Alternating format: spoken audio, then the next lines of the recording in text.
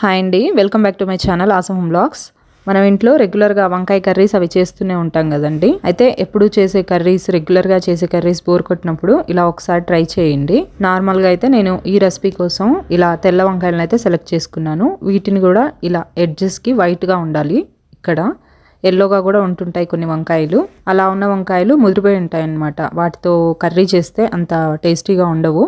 అందుకని ఇలాంటి వంకాయలని సెలెక్ట్ చేసుకోవాలి. ఈ రెసిపీలోకి నార్మల్గా యూస్ చేసే ఉల్లిపాయలు కాకుండా నేనైతే ఇలా చిన్న సైజులో ఉన్న ఈ చిన్న ఉల్లిపాయలను అయితే యూస్ చేస్తున్నానండి. ఈ ఉల్లిపాయలు అయితే మనకు రెగ్యులర్గా మార్కెట్స్లో తక్కువగానే దొరుకుతాయి అనమాట. ఎప్పుడైనా సీజన్లో ఉన్నప్పుడు ఎక్కువగా వచ్చినప్పుడు దొరుకుతూ ఉంటాయి ఆంధ్రాలో. అయితే సూపర్ మార్కెట్స్లో అలా బయట ఉన్నప్పుడు మనం చూస్తే దొరుకుతాయండి. కొంచెం కొన్ని సూపర్ మార్కెట్స్లో మాత్రమే ఉంటుంటాయి అన్నమాట. నేనైతే వీటిని ఇటు తమిళనాడు సైడ్ కోయంబత్తూర్ అలా వెళ్ళినప్పుడు తెచ్చుకోవడము, లేదా మా వారు వెళ్ళినప్పుడు తెప్పించుకోవడము చేస్తూ ఉంటాను. ఇవైతే ఘాటుగా ఉంటాయి, రుచిని కూడా ఇస్తాయి. ఇలాంటి వంకాయ కర్రీలకి, లేకపోతే బగారా రైసెస్కి, బిర్యానీస్కి వాటికి కూడా చాలా టేస్టీగా ఉంటాయి. సాంబార్లలో కూడా యూస్ చేస్తూ ఉంటారు. వీటిని అయితే వలవడం కోసం కొంచెం సేపు నానబెట్టాలండి ఇలాగా. తర్వాత వంకాయలని కూడా వాష్ చేసుకున్నాను. ఇప్పుడు వంకాయలు వేసుకోవడానికి, కట్ చేసి వేసుకోవడానికి వాటర్లో కొంచెం సాల్ట్ అయితే యాడ్ చేసుకున్నాను అనమాట. ఇలా సాల్ట్ కలిపిన వాటర్లో వంకాయ ముక్కలు వేసుకోవడం వల్ల చేదెక్కవు. ఇది అందరికీ తెలిసిన టిప్పే అనుకుంటాను. ఇప్పుడైతే ఈ ఉల్లిపాయల్ని వాటర్లో ఇలా కాసేపు నానబెట్టేసి అంతలోపు ఈ వంకాయలను అయితే చిన్న చిన్న పీసెస్గా కట్ చేసుకుంటున్నాను. ఈ కర్రీ కోసం అయితే నేను వంకాయల్ని నిలువుగా కట్ చేసుకుంటున్నానండి. మరీ పెద్ద పీసెస్గా కాకుండా ఇలా ఒకసారి హాఫ్లా చేసిన తర్వాత వీటిని ఇలా చిన్న చిన్న స్లైసెస్ లాగా కట్ చేసుకుంటున్నాను. నార్మల్గానే ఈ తెల్ల వంకాయలు కొంచెం గట్టిగా ఉంటాయి. అందరికీ మా సైడ్ అయితే ఎక్కువగా దొరుకుతాయి. ఇటువైపు గుంటూరు అటు కొంచెం తక్కువగానే దొరుకుతాయి అన్నమాట. సీజన్ ఉన్నప్పుడు వస్తూ ఉంటాయి. ఇలా చిన్న చిన్న పల్చగా ఉన్న పీసెస్ లాగా కట్ చేసుకోవాలండి. ఈ వంకాయ కొంచెం గట్టిగానే ఉంటుంది. ఉడకడానికి కూడా కొంచెం టైం ఎక్కువ పడుతుంది అనమాట. వీటిని తెల్ల వంకాయలు అంటారు, కొన్ని ఏరియాస్లో కడప వంకాయలు అంటుంటారు. మా ఊర్లో అయితే రెగ్యులర్గా ఎప్పుడూ ఉంటూనే ఉంటాయి ఈ వంకాయలు. ఇటు సైడ్ కొంచెం దొరకడం కష్టమే. వీటిని ఇలాగా వంకాయలు మొత్తాన్ని ఇలాగా స్లైసెస్ లాగా కట్ చేసుకుంటున్నాను. ఈ రెసిపీ కోసం అయితే నేను ఒక 1/2 kg వంకాయలను అయితే తీసుకున్నానండి. వీటిని ఇలా కట్ చేసుకున్న తర్వాత మొత్తాన్ని ఇలా సాల్ట్ వాటర్లో నానబెట్టేసాను కాసేపు. ఇప్పుడు ఈ బౌల్ని పక్కన పెట్టేసుకుంటున్నాను. తర్వాత ఈ ఉల్లిపాయలను అయితే ఇప్పుడు కట్ చేసుకోవాలి. నార్మల్గా పెద్ద సైజు ఉల్లిపాయలు అయితే ఈజీగా కట్ చేసేసుకోవచ్చు. వీటిని కట్ చేయడం కొంచెం టైం టేకింగ్ ప్రాసెసే. వీటిని వలవడం కూడా కొంచెం టైం తీసుకుంటుంది. మనం వెల్లుల్లి రెబ్బలు ఎలా అయితే ఒలుచుకుంటామో అలా దానికి ఎంతైతే టైం పడుతుందో అంత టైం పడుతుంది అనమాట. మనం ఖాళీగా ఉన్నప్పుడు కూడా కొంచెం ఒలిచి అలా ఫ్రిడ్జ్లో పెట్టుకుని ఒక బాటిల్లో వేసేసుకొని కావాలన్నప్పుడు యూస్ చేసుకోవచ్చు. ఇలా పీల్ చేసేసిన తర్వాత ఇలాగైతే ఉంటాయండి ఇవి కొంచెం ఘాటుగా ఉంటాయి. రెసిపీస్లో కూడా టేస్టీగా ఉంటాయి. ఒకసారి ట్రై చేయండి మీరు కూడా. తర్వాత స్టవ్ అయితే ఆన్ చేసేసుకొని ఒక బాండిని అయితే పెట్టేసుకుంటున్నాను ఈ రెసిపీ కోసం. ఇప్పుడు ఇందులో కొంచెం ఆయిల్, ఒక 2 టేబుల్ స్పూన్స్ వరకు, పెద్ద టేబుల్ స్పూన్స్ వరకు ఆయిల్ అయితే తీసుకుంటున్నాను. ఇప్పుడు ఈ ఉల్లిపాయలని, చిన్న సైజులో ఉన్న ఉల్లిపాయలని అయితే ఇప్పుడు కట్ చేసేసుకొని హాఫ్కి ఈ నూనెలో యాడ్ చేసుకున్నానండి.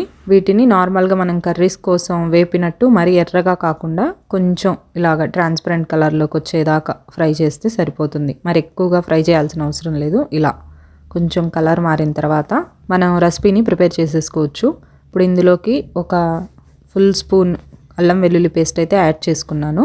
దీన్ని కూడా కొంచెం ఆయిల్లో ఫ్రై చేసుకుంటున్నాను. కొంచెం పచ్చి వాసన పోయేంత వరకు ఫ్రై చేసేసుకున్న తర్వాత ఎండు కొబ్బరి ఇంకా ధనియాలతో పట్టిన పౌడర్ అండి ఇది. నేను రెగ్యులర్గా కర్రీస్లోకి వాటికి యూస్ చేస్తూ ఉంటాను కదా, ఆ పౌడర్ అనమాట. దాన్ని యాడ్ చేసుకున్నాను. ఇప్పుడు దీన్ని కూడా పచ్చి వాసన పోయేంత వరకు ఫ్రై చేసుకుంటున్నాను. ఈ కొంచెం మసాలాలన్నీ వేగిన తర్వాత ఇప్పుడు ఇందులోకి ఒక 2 ఫుల్ టేబుల్ స్పూన్స్ వరకు కారం పొడిని కూడా ఇప్పుడు మసాలాలో వేసుకోవడం వల్ల కర్రీకి కలర్ని ఇస్తుంది. అంతేకాకుండా పచ్చి వాసన మరి ఎక్కువ ఘాటుగా లేకుండా బ్యాలెన్స్ అవుతుంది అన్నమాట రెసిపీకి. అందుకోసం అని చెప్పేసి ముందు మనం ఇలా తాలింపులోనే కారం వేసేసుకొని సిమ్లో ఉంచేసి ఫ్రై చేసేసుకోవాలి.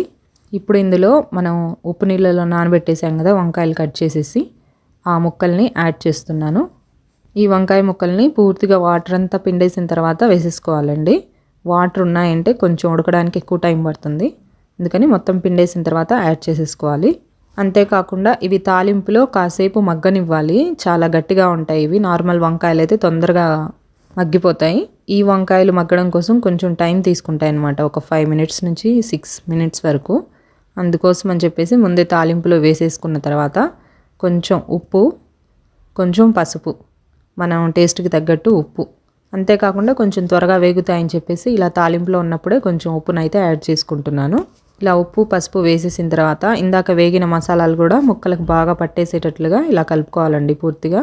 అసలు అడుగు మాడకుండా సిమ్లోనే ఉంచేసి ఈ ప్రాసెస్ మొత్తం చేసుకోవాలన్నమాట. మొత్తం బాగా కలిపేసుకున్న తర్వాత ఈ మసాలా మొత్తం ముక్కలకి పట్టేసిన తర్వాత కాసేపు మూత పెట్టేసి ఒక 5 నిమిషాలు మగ్గనివ్వాలి. ఈ వంకాయ ముక్కలు కొద్దిగా మెత్తబడేంత వరకు ఇలా మగ్గనివ్వాలన్నమాట. ఈ వంకాయ ముక్కల్లో ఉన్న వాటర్ మొత్తం బయటకు వచ్చేసిన తర్వాత ఇలా మగ్గిన తర్వాత నెక్స్ట్ ఇంగ్రీడియంట్స్ అనేది మనం యాడ్ చేసుకోవాలి. ముందే మొత్తం కలిపేసి యాడ్ చేసుకుంటే ఈ ముక్కలు అనేది మగ్గమండి. ఈ వంకాయ కొంచెం గట్టిగా ఉంటుంది, ఎందుకనేసి ముందు ఇలా మగ్గేసిన తర్వాత ఇప్పుడు ఇందులోకి ఒక 2 పెద్ద సైజు టమోటాస్ని కట్ చేసుకొని యాడ్ చేసుకుంటున్నాను. టమాటా పడిన తర్వాత కొంచెం వంకాయ ఉడకడం కష్టమే, కొంచెం త్వరగా ఉడకదనమాట. అందుకనేసి ముందుగానే ముక్క సరిగ్గా కుక్ అయిందో లేదో చూసుకున్న తర్వాత టమాటోస్ అనేది యాడ్ చేసుకోండి. కొంచెం టమాటాలు కూడా మూత పెట్టేసి ఇలా మగ్గనివ్వాలి బాగా మెత్తబడేంత వరకు.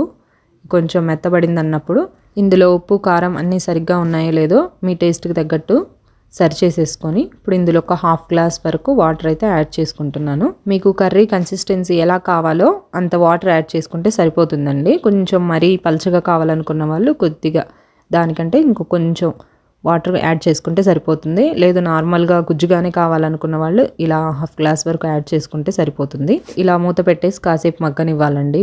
ఈ కర్రీకి కానీ వంకాయలకు కానీ ఎక్కువ మసాలాలు ఎక్కువ స్పైసెస్ పట్టవండి. కొంచెం లైట్గానే వేసినా టేస్టీగా ఉంటుంది. మరి ఎక్కువ మసాలాలు అవి వేసినా కూడా బాగోదన్నమాట ఈ కర్రీకి. అందుకని నేను 1/2 కేజీ వంకాయలకి 1 స్పూన్ మాత్రమే అల్లం వెల్లుల్లి పేస్ట్ వేసాను. మీరు కూడా ఆ మసాలాస్ అవి చూసి వేసుకోండి. ఇలా కొంచెం నూనె పైకి తేలిన తర్వాత ఇప్పుడు ఇందులోకి కొత్తిమీర యాడ్ చేసుకుంటున్నాను. ఈ కర్రీని బగారా రైసెస్లోకి అంతేకాకుండా రోటీస్ చపాతీస్ రైస్లోకి కూడా తీసుకోవచ్చండి. చాలా సింపుల్గా వితిన్ మినిట్స్లో చాలా ఈజీగా చేసేసుకోవచ్చు సింపుల్ ఇంగ్రీడియంట్స్తో. నేను వేసిన చిన్న సైజు ఉల్లిపాయలే కాకుండా నార్మల్గా మనం ఇంట్లో యూస్ చేసే పెద్ద ఉల్లిపాయలు వేసి కూడా ప్రిపేర్ చేసుకోవచ్చు కర్రీని. అవైతే కొంచెం ఘాటుగా బాగుంటాయి అనేసి కర్రీకి నేను అవే యూస్ చేస్తూ ఉంటాను. కొత్తిమీర వేసిన తర్వాత కర్రీ అయితే రెడీ అయిపోయిందండి. స్టవ్ ఆఫ్ చేసేసుకొని కర్రీని అయితే పక్కకు తీసేసుకున్నాను. చాలా సింపుల్ అండ్ ఈజీ రెసిపీ. చాలా ఫాస్ట్గా ప్రిపేర్ చేసుకోవచ్చు, చాలా టేస్టీగా ఉంటుంది. సింపుల్గా చేసుకోవచ్చు. మరీ విసుగ్గా ఉన్నప్పుడు పెద్ద పెద్ద వంటలు చేయబుద్ధి కానప్పుడు చాలా ఈజీగా సింపుల్గా చేసుకుంటే సింపుల్ రెసిపీ అండి. మీరు కూడా ట్రై చేయండి. ఎప్పుడు చేసే కర్రీస్ కాకుండా ఇలా ఒకసారి ట్రై చేసి చూడండి, చాలా టేస్టీగా ఉంటుంది. సింపుల్ ఇంగ్రీడియంట్స్తో చాలా తక్కువ టైంలో చాలా ఈజీగా ప్రిపేర్ చేసుకోవచ్చు. అంతేకాకుండా పెద్ద పెద్ద ప్రాసెసెస్ ఏమీ ఫాలో అవ్వకుండా సింపుల్ ఇంగ్రీడియంట్స్ సింపుల్ ప్రాసెస్ అనమాట. ఈ వీడియో మీకు యూస్ఫుల్ అవుతుందని అనుకుంటున్నాను. ఈ వీడియో నచ్చితే వీడియోని లైక్ చేయండి, షేర్ చేయండి, మన ఛానల్ని సబ్స్క్రైబ్ చేయండి. రెసిపీ ఎలా ఉందనేసి కామెంట్ చేయండి. Stay healthy and happy. Bye అండి.